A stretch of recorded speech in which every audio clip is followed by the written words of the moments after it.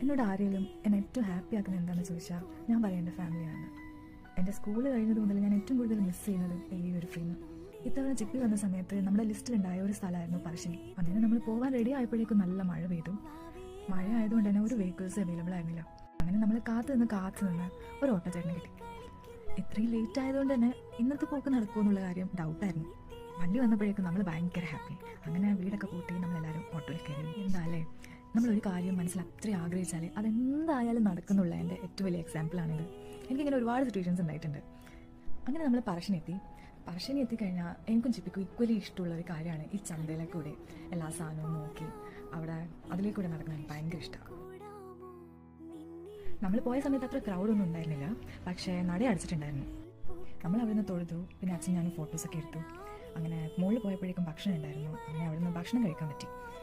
അങ്ങനെ കുറേ നാളിന് ശേഷം നമ്മൾ പറശ്ശിനി മുത്തപ്പൻ്റെ